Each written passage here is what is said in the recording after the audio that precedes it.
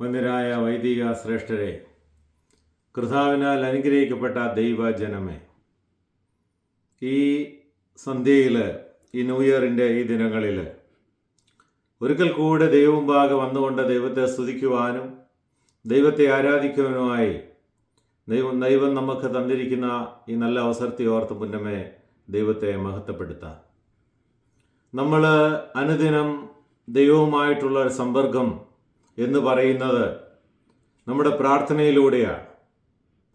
ഒരു മനുഷ്യൻ്റെ ജീവിതത്തിൽ ഏറ്റവും അത്യാവശ്യമുള്ളതും അവൻ്റെ ജീവിതത്തെ ഏറ്റവും ബലപ്പെടുത്തുന്നതും ശ്രേഷ്ഠമാക്കുന്നതുമായ കാര്യമാണ് പ്രാർത്ഥന എന്നുള്ളത്. സുറിയാനി സഭയുടെ പാരമ്പര്യത്തിൽ പ്രാർത്ഥനയ്ക്ക് പ്രത്യേകമായ സ്ഥാനങ്ങളുണ്ട്. ഒരു സുറിയാനി സഭയുടെ വിശ്വാസിയെ സംബന്ധിച്ചിടത്തോളം അവൻ്റെ പ്രാർത്ഥനകൾ പല രൂപത്തിൽ ദൈവവുമായി ബന്ധപ്പെട്ടിട്ടുള്ളതാണ്. നമുക്ക് ഒക്കെയും പലപ്പോഴും നമ്മൾ പല പ്രസംഗങ്ങളിലും ധ്യാനങ്ങളിലുമൊക്കെ ഇതിനെക്കുറിച്ച് കേട്ടിട്ടുള്ളതുമാണ്. എങ്കിലും ചുരുക്കത്തിൽ അവയെക്കുറിച്ചൊന്ന് പ്രതിപാദിക്കുവാൻ ഈ അവസരത്തിൽ ഞാൻ ആഗ്രഹിക്കുകയാണ്. ഒന്നാമതായിട്ട്, ദൈവവുമായിട്ടുള്ള ഒരു ആശയവിനിമയം നാം നടത്തുന്നത് പ്രാർത്ഥനയിലൂടെയാണ്. ആ പ്രാർത്ഥനയിലൂടെ ആ ദൈവവുമായിട്ടുള്ള ഒരു ബന്ധത്തെ നിലനിർത്തിക്കൊണ്ടു പോകുവാൻ നമുക്ക് സാധിക്കുന്നുണ്ട്. രണ്ട്, നമ്മുടെ ആരാധനകളിലൂടെ ദൈവവുമായിട്ടുള്ള ബന്ധം, അതിലെ പ്രാർത്ഥനകളിലൂടെ, ആ ആരാധനാ മാർഗത്തിലൂടെ ദൈവവുമായിട്ടുള്ള ബന്ധത്തെ നിലനിർത്തിക്കൊണ്ടു പോകുവാൻ നമുക്ക് സാധിക്കുന്നു. മൂന്നാമതായിട്ട്, പ്രാർത്ഥന എന്ന് പറയുമ്പോൾ ഒരപേക്ഷയാണ്. നമ്മുടെ മുമ്പിലുള്ളതായ കാര്യങ്ങളെ ദൈവമുമ്പാകെ അപേക്ഷിക്കുന്നതും നമ്മൾ പ്രാർത്ഥനയിലൂടെയാണ്. നാലാമതായി, നമുക്ക് ദൈവം തന്നിരിക്കുന്നതായ അനേകമായ കാര്യങ്ങൾക്ക് വേണ്ടി, ദൈവം നമ്മുടെ ജീവിതത്തിൽ പ്രവർത്തിച്ചിട്ടുള്ള അനേകമായ സംഗതികൾക്ക് വേണ്ടി നന്ദി പറയുന്നതും നമ്മൾ പ്രാർത്ഥനയിലൂടെയാണ്.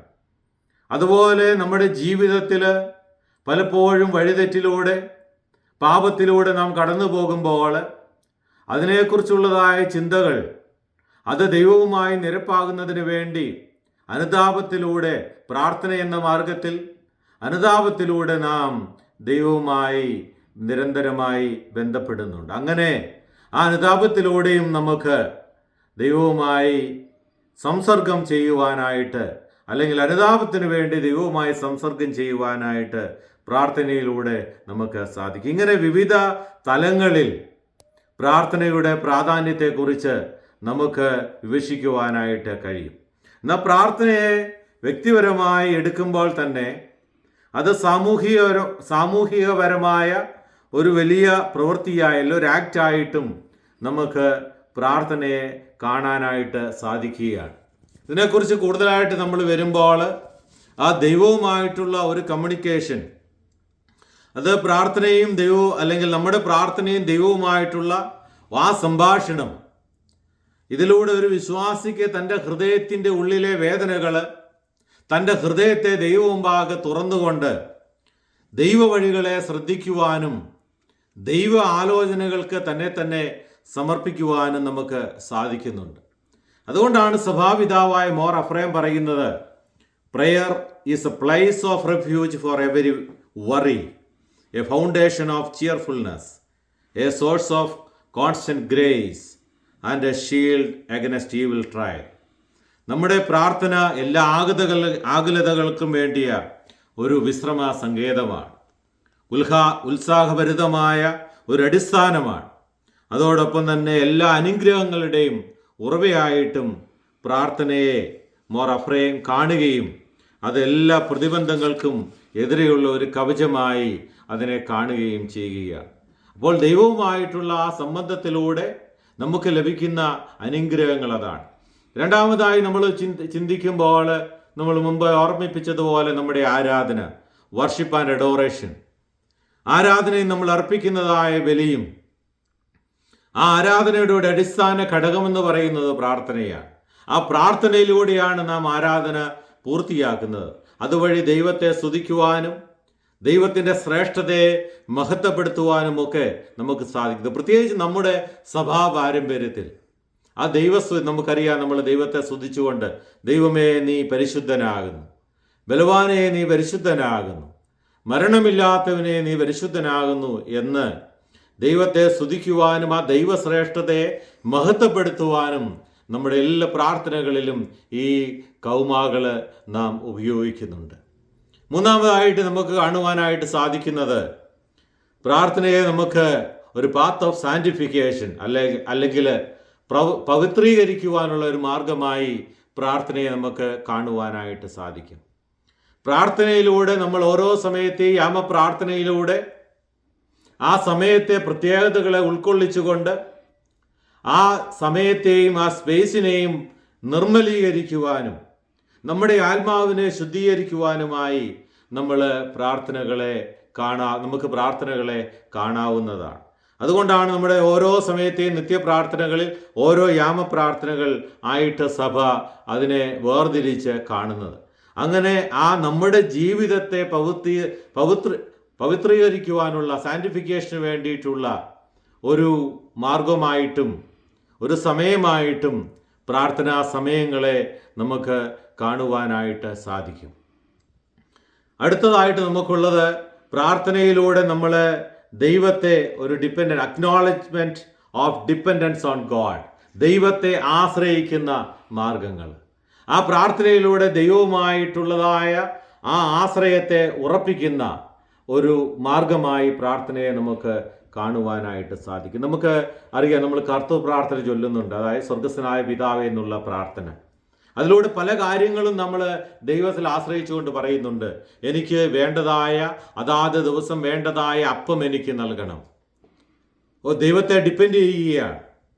അതുപോലെ തന്നെ എൻ്റെ കടങ്ങളെ ക്ഷമിക്കണം.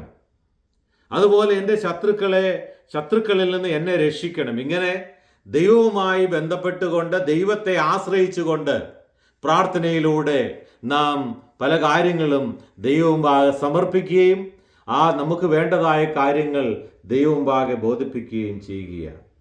ഇനി അടുത്തതായിട്ടുള്ളത് നമ്മുടെ അനുതാപവും അല്ലെങ്കിൽ റിപ്പൻറ്റൻസ് ആൻഡ് റിന്യൂവൽ.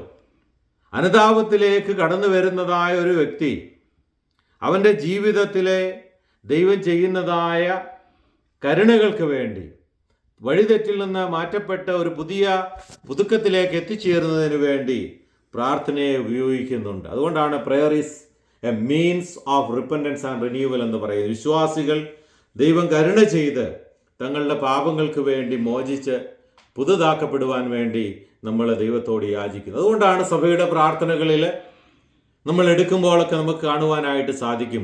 51-ാമത്തെ സങ്കീർത്തനം കൊണ്ടാണ് സുറിയാനി സഭയിലെ എല്ലാ ആരാധനക്രമങ്ങളും ആരംഭിക്കുന്നത്. അപ്പോൾ ആ സങ്കീർത്തനം എന്ന് പറയുന്നത് നമുക്കൊക്കെ മനഃപ്പാഠമാണ്. ദൈവമേ, നിന്റെ കൃപയും പ്രകാരം എന്നോട് കരുണ ചെയ്യണമേ, നിന്റെ കരുണയുടെ ബഹുത്വത്തിൻ പ്രകാരം എൻ്റെ പാപങ്ങൾക്ക് മായ്ച്ചു കളയണമേ. അപ്പം ദാവീദിൻ്റെ ആ പ്രാർത്ഥന നമ്മൾ ഉരുവിട്ടുകൊണ്ട് അതുകൊണ്ട് തുടങ്ങി ദൈവമേ നിന്റെ കൃപയും പ്രകാരം എന്നോട് കരുണ ചെയ്യണമെന്ന് പറഞ്ഞ് നാം ആരംഭിക്കുമ്പോൾ നമ്മുടെ അകൃത്യങ്ങളെ, നമ്മുടെ കുറവുകളെ മായ്ച്ചു കളഞ്ഞതുകൊണ്ട് ഈ ആരാധനയിൽ പങ്കെടുക്കുവാൻ തക്കവണ്ണം എന്നെ ഇടയാക്കണമേ എന്ന് നാം ദൈവമുമ്പാകെ സമർപ്പിക്കുകയാണ്. അതുപോലെ അടുത്തതായിട്ടുള്ളത്, പ്രാർത്ഥന എന്ന് പറയുന്നത് ഒരു ഇൻ്റർസെക്ഷൻ ഓഫ് അതേഴ്സ് എന്ന് നമുക്ക് പറയാം. മറ്റുള്ളവർക്ക് വേണ്ടിയുള്ള ഒരു മധ്യസ്ഥത. നമ്മൾ വ്യക്തിപരമായി നമ്മുടെ ഒരുപാട് കാര്യങ്ങൾ നമ്മൾ പ്രാർത്ഥനയിലൂടെ ദൈവമുമ്പാകെ സമർപ്പിക്കുന്നുവെങ്കിലും അതേസമയം നമ്മുടെ സഭയുടെ പ്രാർത്ഥനകളിൽ ജീവിച്ചിരിക്കുന്നവർക്ക് വേണ്ടിയും വാങ്ങിപ്പോയവർക്ക് വേണ്ടിയും അതുപോലെ ഈ ലോകത്തിന് മുഴുവന് വേണ്ടിയും ഇതിലെ സംവത്സരങ്ങൾ, ഇതിലെ ജീവജാലങ്ങൾ, ഇതിലെ ചരാചരങ്ങൾ, ഇതിനൊക്കെ വേണ്ടി നമ്മൾ പ്രാർത്ഥിക്കുന്നുണ്ട്. അപ്പം നമുക്ക് വേണ്ടി മാത്രമല്ല, നമ്മളിൽ നിന്ന് വാങ്ങിപ്പോയവർ, നമുക്ക് ചുറ്റുമുള്ളവർ, ഈ ലോകത്തിന് വേണ്ടി, ഇതിലെ എല്ലാ സസ്യാദികൾക്ക് വേണ്ടി, അങ്ങനെ ഒരുപാട് ഈ ലോകത്തിലുള്ള കാര്യങ്ങൾക്ക് വേണ്ടിയും നാം പ്രാർത്ഥിക്കുന്നുണ്ട്. അപ്പം പ്രാർത്ഥന എന്ന് പറയുന്നത് അത് മറ്റുള്ളവരുമായി ബന്ധപ്പെടുത്തി അവർക്ക് വേണ്ടിയും ഉള്ള ഒരു മധ്യസ്ഥതയായി നമുക്ക് കാണുവാനായിട്ട് സാധിക്കും. ഇനി ഈ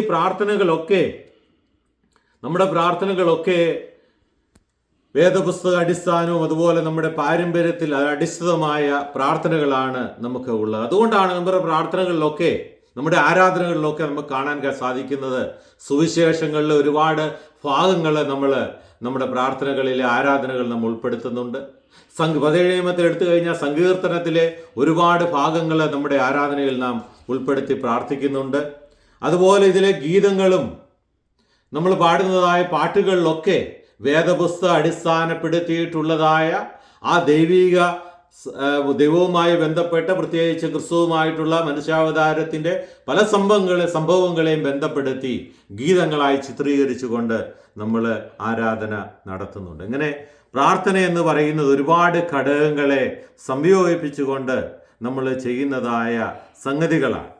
ഇനി സ്ലൂസോ എന്ന് പറയുന്ന ഒരു സുറിയാനി പദമാണ്. അതിൻ്റെ അർത്ഥമാണ് സ്ലൂസോ എന്ന് പറയുന്ന സുറിയാനി പദത്തിൻ്റെ അർത്ഥം എന്ന് പറയുന്നത് പ്രാർത്ഥന എന്നാണ്.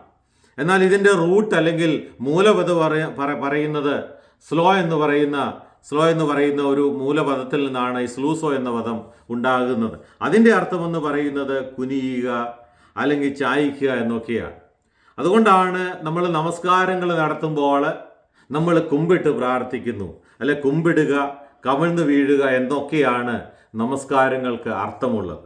അപ്പം നമ്മുടെ നമസ്കാരങ്ങൾ നമുക്ക് കാണുവാനായിട്ട് സാധിക്കുന്നത് നമ്മൾ തല വണങ്ങി നമ്മൾ പ്രാർത്ഥിക്കുന്നുണ്ട്, നമ്മൾ കുമ്പിട്ട് പ്രാർത്ഥിക്കുന്നുണ്ട്, നമ്മൾ നമസ്കാരങ്ങളിൽ കുരിശു വരയ്ക്കുന്നുണ്ട്. അതുപോലെ നമസ്കാരങ്ങളിലൂടെ നമ്മൾ യാചനകൾ നടത്തുന്നുണ്ട്.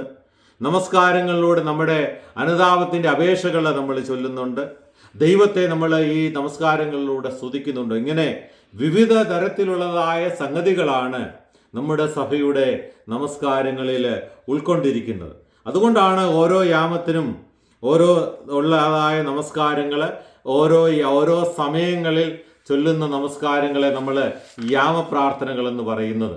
നമ്മൾ സന്ധ്യയ്ക്ക് ഇപ്പോൾ ആരംഭിച്ചാൽ സന്ധ്യാ നമസ്കാരമുണ്ട്, അതിനുശേഷം നമ്മൾ സൂത്താറ നമസ്കാരമുണ്ട്, പിന്നെ നമ്മൾ രാത്രി പ്രാർത്ഥന ചൊല്ലുന്നുണ്ട്, പിന്നെ നമ്മൾ പ്രഭാത പ്രാർത്ഥന ചൊല്ലുന്നുണ്ട്, അതിനുശേഷം നമ്മൾ 3-ാം മണിയുടെ യാമപ്രാർത്ഥന, പിന്നെ 6-ാം മണി ഉച്ച നമസ്കാരം, അതിനുശേഷം വീണ്ടും 9-ാം മണിയുടെ നമസ്കാരം, വീണ്ടും സന്ധ്യയിലേക്ക് കടന്നു വരികയാണ്. ഇങ്ങനെ 7 യാമങ്ങളിൽ അല്ലെങ്കിൽ ആ പ്രാർത്ഥനകൾ ഉൾക്കൊള്ളിച്ചുകൊണ്ട് നമ്മൾ അത് വ്യത്യസ്തമായ സമയങ്ങളിൽ നമ്മൾ നടത്തുകയാണ്. അപ്പോൾ ഇതൊക്കെ നമ്മൾ ചെയ്യുമ്പോൾ സാധാരണ ഉയർന്നു വരുന്ന ഒരു ചോദ്യമുണ്ട്, ഇതിനൊക്കെ ആവശ്യമായ ഒരുക്കമുണ്ടാകേണ്ടത് ആവശ്യമുണ്ടോ? യാമപ്രാർത്ഥനകളൊക്കെ ചെല്ലുമ്പോൾ പല ആളുകളും ചോദിക്കാറുണ്ട്, ഇതിനൊക്കെ ഒരു ഒരുക്കം വേണം. നമസ്കാരങ്ങൾക്ക് നമ്മൾ ഒരുങ്ങിയാണ് വരേണ്ടത്. നമ്മൾ ഓരോ നമസ്കാരങ്ങളും ചെയ്യുന്നതിന് മുമ്പ് പൂർണ്ണമായ ശുചിത്വം അല്ലെങ്കിൽ വെടിപ്പുള്ളവരായി നമ്മൾ വേണം ഈ ആരാധനകളിൽ അല്ലെങ്കിൽ നമസ്കാരങ്ങളിൽ നമ്മൾ സംബന്ധിക്കുക. അത് നമ്മുടെ ശരീരത്തിൻ്റെ ആന്തരികവും ബാഹ്യവുമായ ശുദ്ധീകരണം. നമ്മൾ കുളിച്ച് വെളിപ്പായി നല്ല ഡ്രസ്സുകളൊക്കെ ധരിച്ച് നമ്മൾ ആരാധനയിൽ പങ്കെടുക്കുവാനായിട്ട് പോകുന്നുണ്ട്.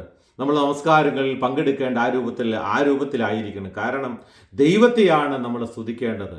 നമ്മൾ മറ്റുള്ള കാര്യങ്ങൾക്ക് ഒക്കെ പോകുമ്പോൾ നമ്മൾ വെടിപ്പായി നല്ല ഡ്രസ്സൊക്കെ ധരിച്ച് പോകുന്നത് പോലെ തന്നെ ദൈവ ആരാധനയിലും നമ്മൾ ഏറ്റവും വിശുദ്ധമായി നമ്മളെ തന്നെ ഒരുക്കിക്കൊണ്ട് നമ്മളെ തന്നെ ശുദ്ധീകരിച്ചുകൊണ്ട് അതിൽ പങ്കെടുക്കുവാനായിട്ട് നമുക്ക് സാധിക്കണം. അതുകൊണ്ടാണ് പള്ളികളിലൊക്കെ പോകുമ്പോഴും ആരാധനയിലൊക്കെ പങ്കെടുക്കുവാനും നമ്മൾ അതുപോലെ തന്നെ ദൈവാലയത്തിലെ ഓരോ ശുശ്രൂഷകളിലും പങ്കെടുക്കുമ്പോൾ നല്ല വസ്ത്രങ്ങൾ, പ്രത്യേകിച്ച് വെള്ള വസ്ത്രങ്ങളൊക്കെ ധരിച്ച് പോകണമെന്ന് പറയുന്നത്. ഇന്ന് വല്ലപ്പോഴും കാണുന്നത് കറുപ്പും അതുപോലെ നാട്ടിലൊക്കെ ഇറങ്ങുന്നത് ചില മുണ്ടുകളും കളർ മുണ്ടുകളും ഒക്കെ ഉടുത്ത് പള്ളികളിൽ വരുന്ന പലരെയും കാണുവാനായിട്ട് സാധിച്ചിട്ടുണ്ട്. എന്നാൽ നമ്മൾ പഴയ കാലങ്ങളിൽ ഒരു ദേവാലയത്തിൽ ഒരു സൺഡേ ചെന്നാൽ ഒരുപാട് വെളുത്ത ഡ്രസ്സുകൾ ധരിച്ച അപ്പച്ചന്മാരെയും അമ്മച്ചിമാരെയും ഒക്കെ കാണാമായിരുന്നു. ഇന്ന് ആ തലമുറ നിന്നുപോയിരിക്കുക. ഇത് നമുക്ക് തോന്നുന്നതായ കളറ്, ജീൻസുകൾ, ടീഷർട്ടുകളൊക്കെ ഇട്ട് നമ്മൾ ആരാധനാലയത്തിലേക്ക് വരും. അതിൻ്റെ കളറൊന്നും വിഷയമല്ല. എന്നാലും നമ്മൾ എന്തിനാണ് ഇങ്ങനെ ഇപ്രകാരം ചെയ്യുന്നത് എന്ന് നമ്മൾ ചിന്തിച്ചിട്ടുണ്ടോ? നമ്മൾ മാമോദിസായിലൂടെ ഒരു കുഞ്ഞിനെ മാമോദിസ മുക്കുമ്പോൾ ആ മാമോദിസ തൊട്ടിയിൽ നിന്ന് ആ കുഞ്ഞിനെ കയറ്റി അനശ്വരമായ വസ്ത്രം അല്ലെങ്കിൽ മഹത്വത്തിൻ്റെ അങ്കി അവനെ ധരിപ്പിച്ചുകൊണ്ട് തല തൊടുന്നതായ വ്യക്തിയുടെ കയ്യിലേക്ക് ഒരു വെള്ള വസ്ത്രമാണ് തല തൊടുന്ന ആളുടെ കയ്യിലുള്ളത്. ആ വെള്ള വസ്ത്രത്തിലേക്കാണ് ആ കുഞ്ഞിനെ നമ്മൾ കൊടുക്കുന്നത്. അപ്പോൾ ഒരു കുഞ്ഞിനെ സഭ ആദ്യം ധരിപ്പിക്കുന്നതായ മഹത്വത്തിൻ്റെ അങ്കി അത് വെള്ളയാണ്, അത് പ്രകാശത്തിൻ്റെ അങ്കിയാണ്, അതിൻ്റെ കളറ് വെള്ളയാണ്. അത് ധരിച്ചുകൊണ്ടാണ് നമ്മൾ വിശുദ്ധ ആരാധനയിൽ പങ്കെടുക്കുന്നത്. അതുകൊണ്ടാണ് നമ്മുടെ വലിയ നോയമ്പിലെ സന്ധ്യാപ്രാർത്ഥന നമ്മൾ ചൊല്ലുന്നുണ്ട്, കർത്താവേ, മാമോദീസായാൽ നിന്നെ ധരിച്ചു എന്ന ഞങ്ങൾ നിന്നാൽ അനുകൂലപ്പെടുകയില്ലാതെ അഗ്നി നരകം നേടുമാറാകരുത്. അപ്പോൾ മാമോദീസായാലൂടെ ധരിച്ചതായ ആ മഹത്വത്തിൻ്റെ ആ വെള്ളവസ്ത്രം ധരിച്ചുകൊണ്ട് നമ്മൾ ആരാധനയിൽ പങ്കെടുക്കുവാൻ നമുക്ക് സാധിക്കണം. കാലഘട്ടത്തിൻ്റെ വ്യത്യാസമോ നമുക്കുള്ളതായ ഡ്രസ്സുകൾ കാണിക്കുവാനുള്ള ഒരു സ്ഥലമല്ല ആരാധന, ദൈവാലയമെന്ന് നമ്മൾ തിരിച്ചറിയണം. ഇനി ഈ മഹത്വത്തിൻ്റെ അങ്കി ധരിപ്പിച്ച് മാമോദീസായിലൂടെ നമുക്ക് കിട്ടുന്നതായ വസ്ത്രം ധരിച്ച് നാം കുറേ നാളുകൾ ജീവിക്കുന്നു. ദൈവം നമ്മളെ വിളിക്കുമ്പോൾ ഈ ലോകത്തിൽ നിന്ന് നമ്മൾ വാങ്ങിപ്പോവുകയാണ്. ഇപ്പോൾ നമുക്കറിയാം, നമ്മൾ ഈ വാങ്ങിപ്പോയി നമ്മൾ മരിച്ച് നമ്മുടെ ശവസംസ്കാരത്തിന് മുമ്പ് ആ ശുശ്രൂഷകളൊക്കെ നിർവഹിച്ചതിന് ശേഷം അവസാനം ആ ബോഡി സംസ്കരിക്കുന്നതിന് മുമ്പ് നമ്മുടെ മുഖം മൂടുന്നുണ്ട്. അതും ഒരു വെള്ള തുണി ഉപയോഗിച്ചാണ്. എന്തിനാണ് ഈ വെള്ള തുണി ഉപയോഗിച്ച് നമ്മൾ മൂടുന്നത്? നമ്മൾ വിശുദ്ധ വേദപുസ്തകം പഠിക്കുമ്പോൾ നമുക്ക് കാണാം, യോഹന്നാന്റെ സുവിശേഷം 11-ാം അധ്യായത്തിൽ ലാസറിന്റെ മരണവും അതിൻ്റെ ഉയർപ്പിനെ കുറിച്ച് പറയുന്നുണ്ട്. അവിടെ 11-ാം അധ്യായം 44-ാമത്തെ വാക്യത്തിൽ നമുക്ക് കാണുവാനായിട്ട് സാധിക്കുന്നത്, അവൻ്റെ ഉയർപ്പിന് ശേഷം അവൻ്റെ കൈകാലുകൾ ശീലകൾ കൊണ്ട് കെട്ടപ്പെട്ടിരുന്നു, അവൻ്റെ മുഖം ഒരു റൂമാൽ അല്ലെ തുവാല കൊണ്ട് മൂടിയിരുന്നു എന്ന് നമുക്ക് അവിടെ വായിക്കുവാനായിട്ട് സാധിക്കും. അപ്പോൾ പഴയ നിയമകാലം മുതൽ യഹൂദ പാരമ്പര്യത്തിൽ ഉണ്ടായിരുന്നതായ സംഗതികളുടെ ഒരു പിന്തുടർച്ചയായി നാം ഇത് ചെയ്യുകയാണ്. മഹത്വത്തിൻ്റെ ആ അങ്കി നമ്മുടെ മുഖത്ത് അല്ലെങ്കിൽ അത് കവർ ചെയ്തുകൊണ്ട് നമ്മൾ ഈ ലോകത്തിൽ നിന്ന് പോകുന്നു. അതുപോലെ യോഹന്നാന്റെ സുവിശേഷം 20-ാം അധ്യായം 7-ാമത്തെ വാക്യത്തിൽ നമുക്ക് കാണാം, യേശു തമ്പുരാന്റെ മരണത്തിന് ശേഷം അവനെ കല്ലറയിൽ വെച്ച് യേശു ഉയർത്തെഴുന്നേറ്റു എന്നറിഞ്ഞ് പത്രോസും യോഹന്നാനും ആ കല്ലറയുടെ അടുക്കലേക്ക് ഓടിച്ചെന്ന് യോഹന്നാൻ അവിടെ വെയിറ്റ് ചെയ്ത് പത്രോസ് ആ കല്ലറയിലേക്ക് കയറുമ്പോൾ 20-ാം അധ്യായം 7-ാമത്തെ വാക്യത്തിലൂടെ നമുക്ക് കാണുവാനായിട്ട് സാധിക്കും, അവൻ്റെ തലയെ ചുറ്റിയിരുന്ന ആ റൂമാൽ അല്ലെങ്കിൽ ആ തുവാല ശീലകളോടുകൂടി അല്ലാതെ അത് മാറ്റിയിരിക്കുന്നതായി പത്രോസ് കാണുകയാണ്. അപ്പോൾ യേശുവിൻ്റെ മുഖവും മറച്ചിരുന്നു. മുഖം മറച്ചുകൊണ്ട് ദൈവസന്നിധിയിലേക്ക് പോവുക, അവിടെ ചെന്ന പ്രകാശപുത്രനെ ആ പ്രകാശപുത്രൻ അത് മാറ്റി അവനെ കാണുവാൻ ഇടവരുവാൻ അതും ഞാൻ പറഞ്ഞു വന്നത് വെള്ള വസ്ത്രമാണ്. വെളിപാട് പുസ്തകം നമ്മൾ പരിശോധിക്കുമ്പോൾ അവിടെ 7-ാം അധ്യായം 9-ാമത്തെ വാക്യത്തിൽ നമുക്ക് കാണുവാൻ സാധിക്കും, ആർക്കും എണ്ണപ്പെടുവാൻ കഴിയാത്ത അത്ര മഹാപുരുഷാരം വെള്ള നീലയങ്കി ധരിച്ചുകൊണ്ട് കയ്യിൽ കുരുത്തോളുകളും പിടിച്ചുകൊണ്ട് കുഞ്ഞാടിനും സിംഹാസനത്തിനും മുമ്പാകെ നിൽക്കുന്നത് ഞാൻ കണ്ടുവെന്ന് യോഹന്നാൻ ശ്ലീഹ സാക്ഷിക്കുന്നുണ്ട്. അപ്പോൾ ആ വെള്ള മഹത്വത്തിൻ്റെ അത് അങ്കി ധരിച്ചുകൊണ്ടാണ് നാം ഈ ലോകത്തിൽ നിന്ന് ദൈവസന്നിധിയിൽ കടന്നു പോകുമ്പോൾ നിൽക്കുന്നത്. അപ്പോൾ അതുകൊണ്ടാണ് ദൈവാലയത്തിൽ വിശുദ്ധിയോടുകൂടി വെണ്മയോടുകൂടിയുള്ള വസ്ത്രങ്ങൾ ധരിച്ചു വരണമെന്ന് പറയും. ഞാൻ ഇതിൻ്റെ ഇടയ്ക്ക് പറഞ്ഞു പോയെന്നേ ഉള്ളൂ. ആരാധനയുടെ അപ്പം അവിടെയുള്ള ഡ്രസ് കോഡ്, നമ്മൾ പല സ്ഥലങ്ങളിലും പോകുമ്പോൾ കുട്ടികൾ സ്കൂളിൽ പോകുമ്പോൾ യൂണിഫോം ഇടാറുണ്ട്. നമ്മളൊരു വെഡ്ഡിങ് പാർട്ടിക്ക് പോവുകയാണെങ്കിൽ അവിടെ അതിൻ്റേതായ കോഡ് ഉള്ള ഡ്രസ്സുകൾ ധരിക്കാറുണ്ട്. ഇൻ്റർവ്യൂവിന് പോവുകയാണെന്ന് അങ്ങനെ ചിലയിടത്തൊക്കെ ചില ഇൻവിറ്റേഷൻ കാണും ഡ്രസ് കോഡ് പ്രത്യേകമായി ഹൈലൈറ്റ് ചെയ്തിരിക്കും. അപ്പോൾ നമ്മൾ അതൊക്കെ ഇട്ടുകൊണ്ടാണ് പോകുന്നത്. അതുകൊണ്ട് നമ്മൾ പ്രത്യേകമായിട്ട് ആ കാര്യങ്ങൾ ശ്രദ്ധിക്കണം. പ്രത്യേകിച്ച് വിശുദ്ധ ആരാധനയിൽ നമ്മൾ വിശുദ്ധ കുർബാനയിൽ സംബന്ധിക്കുമ്പോൾ ആ വിശുദ്ധ കുർബാനയുടെ മാഹാത്മ്യത്തെ തിരിച്ചറിയുവാനായിട്ട് നമുക്ക് സാധിക്കണം. നമ്മൾ ശുദ്ധമുള്ള ലൂക്കോസിന്റെ സുവിശേഷം 22-ാം അധ്യായത്തിൽ കർത്താവ് പെസഹ ഒരുക്കുമ്പോൾ പറയുന്നുണ്ട്, അവരോട് പറയുന്നതാണ്, ഒരു കുടം വെള്ളവുമായി ഒരു മനുഷ്യൻ നിങ്ങളുടെ എതിരെ വരും, അവൻ പോകുന്ന വീട്ടിലേക്ക് നിങ്ങൾ ചെല്ലണം, ആ വീട്ടുടമസ്ഥനോട് ചോദിക്കണം, എവിടെയാണ് ഞങ്ങളുടെ കർത്താവിനെ പെസഹ ഒരുക്കേണ്ടത്. ആ ലൂക്കോസിന്റെ സുവിശേഷം 22-ാം അധ്യായം 12-ാമത്തെ വാക്യത്തിൽ പറയുന്നുണ്ട്, അവൻ വിരിച്ചൊരുക്കിയ ഒരു വൻമാളിക നിങ്ങൾക്ക് കാണിച്ചു തരും, അവിടെ നിങ്ങൾ ഒരുക്കുവീൻ.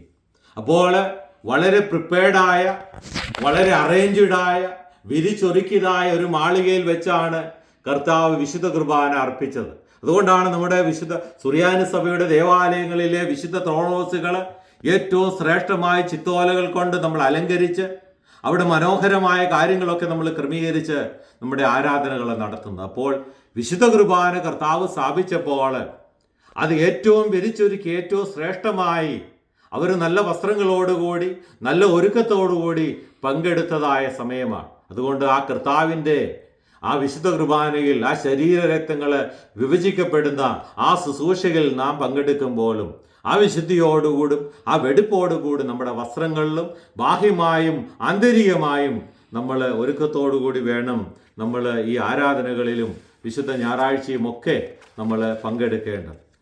അപ്പോൾ നമ്മൾ പറഞ്ഞു വന്നത് നമ്മുടെ യാമപ്രാർത്ഥനകളാണ്. 7 യാമപ്രാർത്ഥനകൾ. ഇത് നമ്മൾ 2 നേരമായി ചൊല്ലാറുണ്ട്. പ്രത്യേകിച്ച് ജോലിയൊക്കെ പോകുമ്പോൾ നമുക്ക് എല്ലാ യാമങ്ങളിലും ജോലിയൊക്കെ ചെയ്യുമ്പോൾ എല്ലാ യാമങ്ങളിലും നമുക്ക് പ്രാർത്ഥനകൾ നടത്താൻ സാധിക്കാതെ വരുമ്പോൾ നമ്മൾ 2 ദിനങ്ങളായി 2 സമയങ്ങളിലായിട്ട് യാമപ്രാർത്ഥനകൾ നടത്താറുണ്ട്. അപ്പോൾ അങ്ങനെ വരുമ്പോൾ 9-ാം മണി നമസ്കാരം, സന്ധ്യാ നമസ്കാരം, സൂത്താറ ഇതൊന്നിച്ച് വൈകുന്നേരങ്ങളിൽ നമ്മൾ നടത്തും. നമ്മളിപ്പോൾ നടത്തിയതായ നമസ്കാരം അതാണ്. 9-ാം മണിയും സന്ധ്യ സൂത്താറയും നമ്മൾ ഒന്നിച്ച് ഇവിടെ നടത്തി. അപ്പോൾ അങ്ങനെ വരുമ്പോൾ പ്രഭാതത്തിൽ ചെയ്യേണ്ടത് രാത്രിയിലെ പ്രാർത്ഥന, പ്രഭാത പ്രാർത്ഥന, 3-ാം മണി നമസ്കാരം, അതുപോലെ ഉച്ച നമസ്കാരം. ഇത് ഒന്നിച്ച് നമ്മൾ രാവിലെ 2 നേരമായിട്ട്, അപ്പോൾ രാവിലെയും വൈകിട്ടുമായി ഈ 7 യാമപ്രാർത്ഥനകൾ അവസാനിക്കുകയാണ്. ഇനി ഇത് 3 യാമമായിട്ട് നടത്തുമ്പോൾ ഉച്ചയ്ക്ക് ദേറാകളിലൊക്കെ അല്ലെങ്കിൽ ഉച്ച നമസ്കാരം അങ്ങ് ഉള്ളിടത്ത് അത് ചെയ്യുവാൻ സാധിക്കുന്നവർക്ക് നടത്തുമ്പോൾ രാത്രിയും പ്രഭാതവും 3-ാം മണിയും രാവിലെ നടത്തും. അങ്ങനെ രാത്രി പ്രഭാതം 3-ാം മണി രാവിലെ നടത്തി നിർത്തും. അതിനുശേഷം 6-ാം മണി, 9-ാം മണി, അതുപോലെ തന്നെ സന്ധ്യാ നമസ്കാരം, ഇത്ര ഒന്നിച്ച് സന്ധ്യയുടെ നമസ്കാരവും ഉച്ചയ്ക്ക് നടത്തിയിട്ട് വൈകിട്ട് സൂത്താറ മാത്രം ചൊല്ലി അവസാനിപ്പിക്കുന്ന രീതിയും 3 നേരമായിട്ട് നടത്തുമ്പോൾ അങ്ങനെയുമുണ്ട്. എന്നാൽ ഈ നമസ്കാരങ്ങൾ ഇങ്ങനെ 7 യാമപ്രാർത്ഥനകളുടെ വേദപുസ്തക അടിസ്ഥാനം എന്താണ്? സഭ എന്തിനാണ് ഇങ്ങനെ ക്രമീകരിച്ചിരിക്കുന്നത്? അത് നമ്മൾക്ക് സങ്കീർത്തന പുസ്തകം 119-ാം അധ്യായം 164-ാമത്തെ വാക്യത്തിൽ നമുക്ക് കാണുവാനായിട്ട് സാധിക്കും. നിന്റെ നീതിയുള്ള വിധികൾ നിമിത്തം ഞാൻ 7 പ്രാവശ്യം നിന്നെ സ്തുതിക്കും. അപ്പോൾ 7 പ്രാവശ്യം ദൈവത്തെ സ്തുതിക്കുന്നതായി സങ്കീർത്തന പുസ്തകങ്ങളിൽ നമുക്ക് കാണുവാനായിട്ട് സാധിക്കും. വേദപുസ്തക അടിസ്ഥാനത്തിലാണ് പരിശുദ്ധ സുറിയാനി സഭ അതിൻ്റെ നമസ്കാരങ്ങൾ ക്രമീകരിച്ചിരിക്കുന്നത്. രണ്ടാമതായി ദാനിയേലിന്റെ പുസ്തകം 6-ാം അധ്യായം 10-ാമത്തെ വാക്യത്തിൽ അവിടെ നമുക്ക് കാണുവാനായിട്ട് സാധിക്കും. ദിവസം 3 പ്രാവശ്യം മുട്ടുകുത്തി തൻ്റെ ദൈവത്തിൻ്റെ സന്നദ്ധിയിൽ പ്രാർത്ഥിച്ച് സ്തോത്രം ചെയ്തതായി, ദാനിയേൽ പ്രാർത്ഥിച്ച് സ്തോത്രം ചെയ്തതായി അവിടെ കാണുവാനാണ്. അപ്പം 3 നേരം ദൈവസന്നദ്ധിയിൽ മുട്ടുകുത്തി കുമ്പിട്ട് പ്രാർത്ഥിക്കുന്നതായി നമുക്കവിടെ കാണും. അപ്പം ഇതൊക്കെ വേദപുസ്തക അടിസ്ഥാനത്തിലാണ് പരിശുദ്ധ സുറിയാനി സഭയിൽ ഈ പ്രാർത്ഥനകളും യാമങ്ങളുമൊക്കെ ക്രമീകരിച്ചിരിക്കുക. ഇത് പറയുമ്പോൾ ചിലവർ പറയും അതൊക്കെ പഴയ നിയമത്തിലുള്ള കാര്യമാണ്, പുതിയ നിയമത്തിൽ എന്താണ് ഉള്ളത്? ആ പുതിയ നിയമത്തിലേക്ക് നമ്മൾ വരുമ്പോൾ അപ്പസ്തോല പ്രവൃത്തികൾ 3-ാം അധ്യായം 1-ാമത്തെ വാക്യത്തിൽ പത്രോസ് ഒരു മുടന്തനെ സൗഖ്യമാക്കുന്നതുമായി ബന്ധപ്പെട്ട് പറയുന്നത്, പത്രോസ് യോഹന്നാനും കൂടെ ദേവാലയത്തിലേക്ക് 9-ാം മണി പ്രാർത്ഥന നടത്തുവാനായിട്ട് പോകുമ്പോൾ, അല്ലെങ്കിൽ ആ പ്രാർത്ഥനയിൽ ജോയിൻ ചെയ്യാൻ പോകുമ്പോഴാണ് ഈ മുടന്തനെ കാണുന്നതും അവനെ സുഖപ്പെടുത്തുന്നതും. അപ്പോൾ ആ സമയത്തും സ്ലീഹന്മാരുടെ കാലത്തും അവർ ചെയ്തിരുന്നതായ പാരമ്പര്യങ്ങളെ സഭ അനുകരിക്കുകയാണ് ചെയ്യുന്നത്. അതുപോലെ അപ്പസ്തോല പ്രവൃത്തികളുടെ 10-ാം അധ്യായം 9-ാമത്തെ വാക്യത്തിൽ നമുക്ക് കാണുവാനായിട്ട് സാധിക്കും. പത്രോസും മറ്റു കൂടെയുള്ളവരും എല്ലാം ഒരു പട്ടണത്തിൽ ചെന്ന് ആ പട്ടണത്തിനോട് സമീപിക്കുമ്പോൾ അവിടെയുള്ളതായ ഒരു വീട്ടിലേക്ക് കയറി ആ വീട്ടിൻ്റെ മട്ടുപ്പാവിലേക്ക് 6-ാം മണി നേരത്തെ അല്ലെ ഉച്ച നമസ്കാരം നടത്തുവാൻ പത്രോസ് പോകുമ്പോഴാണ് പത്രോസിന് ദർശനമുണ്ടാവുന്നത്. അപ്പോൾ ഈ സമയം ശിഷ്യന്മാരൊക്കെ ഇത് അനുവർത്തിച്ചിരുന്നു, അവർ പ്രാർത്ഥിച്ചിരുന്നു. അവരുടെ പാരമ്പര്യത്തിൽ പിന്തുടരുന്നതായ പരിശുദ്ധ അന്ത്യോക്യ സിംഹാസനം, അന്ത്യോക്യ പാരമ്പര്യത്തിലുള്ളതായ അന്ത്യോക്യ ലിറ്റർജി പിന്തുടരുന്ന നാം ആ സഭയുടെ ആരാധനക്രമങ്ങൾ പിന്തുടരുമ്പോൾ ഇതെല്ലാം വേദപുസ്തക അടിസ്ഥാനത്തിലും പാരമ്പര്യത്തിലും പെട്ട കാര്യങ്ങളാണെന്ന് മനസ്സിലാക്കുന്നത് നന്നായിരിക്കും. അതുകൊണ്ടാണ് സഭാപിതാവായ മോർ എഫ്രേം പറയുന്നത്, blessed is the one who begins and ends his day with prayer, for he is like a tree planted by streams of water. അതായത് ആറ്റരികത്ത് നട്ടിരിക്കുന്ന ഒരു വൃക്ഷം പോലെ പ്രാർത്ഥന ആരംഭിച്ച് ഒരു ദിവസം ആരംഭിക്കുന്നതും പ്രാർത്ഥനയിലൂടെ അവസാനിക്കുന്നതും പ്രാർത്ഥനയിലൂടെ ആകുന്ന ഒരു വ്യക്തി ഒരാറ്റരികത്ത് നട്ടിരിക്കുന്ന ഒരു വൃക്ഷം പോലെയാകും. നമ്മൾ 1-ാം സങ്കീർത്തനത്തിൽ നമ്മൾ ചൊല്ലുന്നുണ്ട്, അവൻ ആറ്റരികത്ത് നട്ടിരിക്കുന്നതും തക്ക കാലത്ത് ഫലം കായ്ക്കുന്നതും ഇല വാടാത്തതുമായ വൃക്ഷം പോലെ ഇരിക്കും. അപ്പോൾ പ്രാർത്ഥനയിലൂടെ ഒരു ദിവസം ആരംഭിക്കുകയും പ്രാർത്ഥനയിലൂടെ ദിവസം അവസാനിപ്പിക്കുകയും ചെയ്യുന്നതായ ഒരു വ്യക്തി ആറ്റരികത്ത് അല്ലെങ്കിൽ നീരുറവുകളിടത്ത് നട്ടിരിക്കുന്ന വൃക്ഷം പോലെ എന്നും തളിർത്ത് അവൻ്റെ ശക്തിയൊന്നും കുറയാതെ, അവനിൽ വാട്ടമോ അവനിൽ മറ്റൊന്നും കാണാതെ അവൻ പുഷ്ടിച്ച് നിൽക്കുന്നതായി കാണുമെന്ന് സഭയുടെ പിതാക്കന്മാർ നമ്മളെ പഠിപ്പിക്കുകയാണ്. ഇനി നമ്മൾ പ്രാർത്ഥനകൾ ചൊല്ലുമ്പോൾ ആദ്യം ചൊല്ലുന്ന പ്രാർത്ഥന, ആദ്യം നമ്മൾ തുടങ്ങുന്നത് ഇന്ന് നമ്മൾ ചൊല്ലി, പിതാവും പുത്രനും പരിശുദ്ധ റൂഹായുമായ സത്യേക ദൈവത്തിൻ്റെ നാമത്തിൽ തനിക്ക് സ്തുതി. ഇതാണ് ശരിയായിട്ടുള്ള സുറിയാനി പരിഭാഷ. നമ്മുടെ പല പഴയ പുസ്തകങ്ങളിലൊക്കെ പിതാവിനും പുത്രനും പരിശുദ്ധ റൂഹായ്ക്ക് സ്തുതി എന്ന് ചൊല്ലുന്നുണ്ട്, അല്ലെ കാണുന്നുണ്ട്. ഇന്ന് ആളുകൾ ചോദിക്കുന്നുണ്ട്, ഇവിടെ ഇറക്കിയ പുസ്തകത്തിലൊക്കെ ഒത്തിരി വ്യത്യാസങ്ങളുണ്ട്, ഇത് പഴയ രീതിയൊന്നുമല്ല, പഴയ ആൾക്കാർക്ക് ഇതൊന്നും അറിയത്തില്ലായിരുന്നു എന്നൊക്കെ ചോദിക്കുന്നുണ്ട്. സുറിയാനി സഭയുടെ പരിഭാഷയാണ് നമ്മൾ ചെയ്യുന്ന പ്രാർത്ഥനകളിലൊക്കെ നമുക്ക് കാണുവാനായിട്ട് സാധിക്കുന്നത്. പിതാവും പുത്രനും പരിശുദ്ധ റൂഹായുമായ സത്യേക ദൈവത്വത്തിന് യാതൊരു വ്യത്യാസവുമില്ലാതെ, അവരുടെ വലിപ്പ വ്യത്യാസമോ അല്ലെങ്കിൽ അവർക്ക് മറ്റു രൂപത്തിലുള്ളതായ സാരാംശത്തിലുള്ള യാതൊരു വ്യത്യാസവും ഇല്ലാതെ ഒരു ദൈവം മൂന്നും ഒന്നാണെന്നുള്ളതായ സുറിയാനി സഭയുടെ വിശ്വാസമാണ് ആ സത്യേക എന്നുള്ളതായ ആ പദത്തിലൂടെ നമുക്ക് കാണുവാനായിട്ട് സാധിക്കും. അത് നമ്മൾ വിശ്വാസ പ്രമാണത്തിൽ നമ്മൾ ചൊല്ലുന്നുണ്ട്, സത്യേക ദൈവത്തിൽ ഞങ്ങൾ വിശ്വസിക്കുന്നു. അപ്പോൾ ഈ സത്യേക ദൈവം എന്നത് ഒഴിവാക്കപ്പെട്ട് ചൊല്ലുമ്പോൾ ഏക ദൈവത്തോടുള്ള ആരാധനയ്ക്ക് പകരം വ്യത്യസ്തങ്ങളായ 3 ദൈവങ്ങളായി അവിടെ കാണുവാനായിട്ട് സാധിക്കും, അല്ലെങ്കിൽ അപ്രകാരം വ്യാഖ്യാനിക്കുവാനായിട്ട് സാധിക്കും. പിതാവിനും പുത്രനും പരിശുദ്ധ റൂഹായ്ക്ക് സ്തുതി എന്ന് പറയുമ്പോൾ 3 ദൈവങ്ങളായിട്ട് അവിടെ ചിത്രീകരിക്കുവാനായിട്ട് സാധിക്കും. അതുകൊണ്ടാണ് നമ്മൾ സഭ പഠിപ്പിക്കുന്നത് അതാണ് നമ്മൾ ശ്രദ്ധിക്കേണ്ടത്. പിതാവും പുത്രനും പരിശുദ്ധ റൂഹായുമായ സത്യേക ദൈവത്തിൽ ഞങ്ങൾ വിശ്വസിക്കും. അതിലെ സത്യേക ദൈവത്തിൻ്റെ തിരുനാമത്തിൽ തനിക്ക് സ്തുതി. അപ്പോൾ അതാണ് നമ്മുടെ ആരാധനക്രമത്തിൽ, നമ്മുടെ പ്രാർത്ഥനാ പുസ്തകങ്ങളിലൊക്കെ നമ്മൾ ചൊല്ലുന്നത്. അതിനുശേഷം നമ്മളിങ്ങോട്ട് വന്ന കൗമായുണ്ട്. കൗമ എന്ന് പറയുന്നത് പലർക്കും അറിയത്തില്ല. ഈ കൗമ എന്ന് പറയുന്നത് പുസ്തകങ്ങളിലൊക്കെ കൗമ എന്ന് കാണും. കൗമ എന്ന് പറയുന്നത് ദൈവമേ നീ പരിശുദ്ധനാകുന്നു എന്ന് ആരംഭിച്ച് സ്വർഗസ്ഥനായ പിതാവേ എന്ന് ചൊല്ലി അവസാനിപ്പിക്കുന്നത് വരെയാണ് കൗമ എന്ന് പറയുന്നത്. അപ്പോൾ അത് ദൈവത്തെ ഉള്ളതായ തൃത്വ സ്തുതിയാണ്. ദൈവമേ നീ പരിശുദ്ധനാകുന്നു എന്ന് പറഞ്ഞ്, ബലവാനെ നീ പരിശുദ്ധനാകുന്നു, മരണമില്ലാത്തവനെ നീ പരിശുദ്ധനാകുന്നു. അതിനുശേഷം നമ്മൾ പൊതുവായിട്ട് ചൊല്ലുന്നു, ഞങ്ങൾക്ക് വേണ്ടി ക്രൂശിക്കപ്പെട്ടവനെ ഞങ്ങളുടെ മേൽ കരുണ ചെയ്യണമേ എന്ന് നമ്മൾ ചൊല്ലുന്നുണ്ട്. അപ്പോൾ ഇത്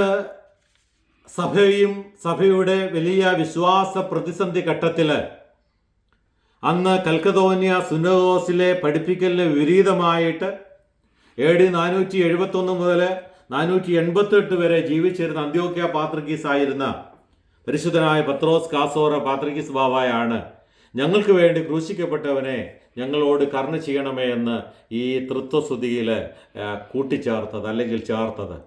അതിനെക്കുറിച്ച് സുറിയാനി സഭയുടെ കിരീടമെന്ന് നമ്മൾ പറയുന്ന സെവേറിയോസ് പാത്രിക്കീസ് വളരെ ഡീറ്റെയിൽ ആയിട്ട് അതിനെക്കുറിച്ച് എഴുതിയിട്ടുണ്ട്. അപ്പോൾ ഇതൊക്കെ ഓരോ കാലഘട്ടത്തിൽ സഭയുടെ സംരക്ഷണത്തിന് വിശ്വാസികളെ ദൈവവുമായി ബന്ധപ്പെടുത്തി കൊണ്ടുപോകുന്നതിന് വേണ്ടി സഭ ചെയ്തിട്ടുള്ളതായ സംഗതികളാണ്. ഇത് 4-ാം നൂറ്റാണ്ടിൽ 5-ാം നൂറ്റാണ്ടിൽ ജീവിച്ചിരുന്ന പാത്രിക്കീസ് ബാവ ചെയ്തതായ കാര്യങ്ങൾ, അത് സെവേറിയോസ് പാത്രിക്കീസ് ബാവ അതിനെക്കുറിച്ച് വളരെ ഡീറ്റെയിൽ ആയിട്ട് എഴുതിയിട്ടുണ്ട്. അതൊന്നും പറയുവാനുള്ള സമയം നമുക്ക് ഇവിടെ ഇല്ലല്ലോ. അപ്പോൾ സഭയിലെ വ്യത്യസ്തമായ കൗമാകളുണ്ട്. അതിലൊരു കൗമയാണ് ദൈവമേ നീ പരിശുദ്ധനാകുന്നു, ബലവാനെ നീ പരിശുദ്ധനാകുന്നു എന്നുള്ളതായ ആ തുടർന്നുള്ളതായ ഭാഗങ്ങൾ. അതുപോലെ തന്നെ നമ്മൾ ചൊല്ലുന്ന മറ്റൊരു കൗമായുണ്ട്, എന്നേക്കും തൻ്റെ സ്ഥാനത്ത് നിന്ന്. രാത്രി പ്രാർത്ഥനകളിലൊക്കെ നമുക്ക് കാണാം, എന്നേക്കും തൻ്റെ സ്ഥാനത്ത് നിന്നും കർത്താവിൻ്റെ ഒരു നാമം വാഴ്ത്തപ്പെട്ടതാകുന്നു. അതൊരു കൗമായാണ്. അതുപോലെ തന്നെ ദുഃഖവെള്ളിയാഴ്ച അല്ലെങ്കിൽ കഷ്ടാനുഭവ ആഴ്ചകളിൽ അതിലെ ഓരോ സമയത്തിലെയും പ്രാർത്ഥനകളിൽ വ്യത്യസ്തമായ കൗമാകൾ നമ്മൾ ചൊല്ലുന്നുണ്ട്. പീഡാതാഴ്ചകളാൽ നമ്മെന്നൊക്കെയുള്ള ഒരുപാട് കൗമാകൾ അതാത് സമയങ്ങളിൽ നമ്മൾ ചൊല്ലും. ഇങ്ങനെ വ്യത്യസ്തമായ കൗമാകൾ കൊണ്ട്, അല്ലെങ്കിൽ അതുപോലെ ഓരോ സന്ദർഭ പ്രാർത്ഥനകൾക്ക് അനുസൃതമായി സഭാവിശ്വാസികളെ ദൈവവുമായി ബന്ധപ്പെടുത്തി ഒട്ടിച്ചു നിർത്തുന്നതിന് വേണ്ടി പരിശുദ്ധ സുറിയാനി സഭയുടെ പ്രാർത്ഥനകളെ, യാമപ്രാർത്ഥനകൾ ഏറ്റവും ശ്രേഷ്ഠമായിട്ട് ഉള്ളതാണ്.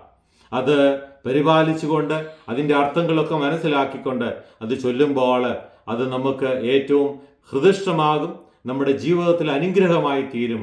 അതുവഴി നമ്മുടെ ജീവിതം ആറ്റരികത്ത് നട്ടിരിക്കുന്ന വൃക്ഷം പോലെ എക്കാലവും തളർത്ത് നിൽക്കുവാൻ ദൈവം നമ്മളെ ഓരോരുത്തരെയും ഇടയാക്കട്ടെ എന്ന് പ്രത്യേകമായിട്ട് പ്രാർത്ഥിക്കുന്നു. ദൈവത്തിൻ്റെ തിരുനാമം മാത്തപ്പെടട്ടെ.